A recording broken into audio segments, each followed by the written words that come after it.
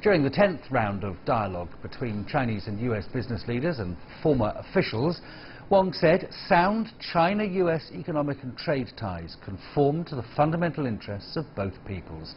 He called on both sides to deepen their understanding and settle differences through dialogue and negotiation. Wang Qishan said China would further deepen reform, open wider and improve its trade and investment environment. And expectations are high on the Chinese Vice Premier Liu He's visit to Washington. CGTN's Zhang Junfeng has more.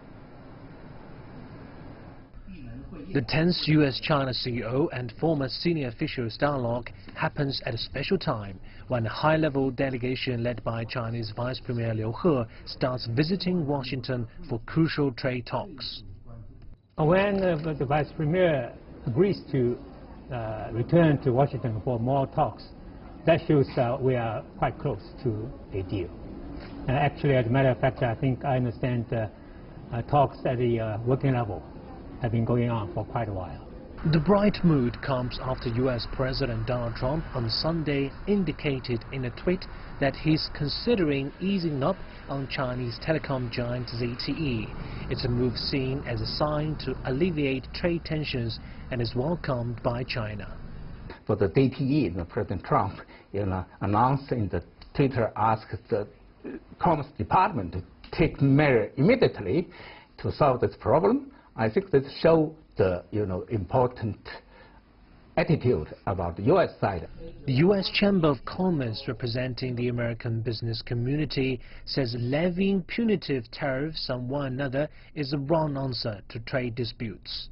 The focus must be on opening markets, eliminating subsidies, and ending regulations that are increasingly designed to frustrate competition. Just because there are challenges in the relationship doesn't mean new, mutually beneficial commercial deals can't be successfully negotiated. There are also cautious voices on the second round of trade talks. Because this, trade and economic issues are relatively large ones, so we cannot respect that for only one or two round discussion can solve all the problems.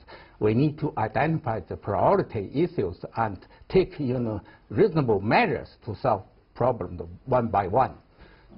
From phone calls between the two presidents, to discussions between delegations, to dialogues like these between company CEOs, China and the US are communicating at every level to try to avoid a trade war that could prove excessively costly for everyone.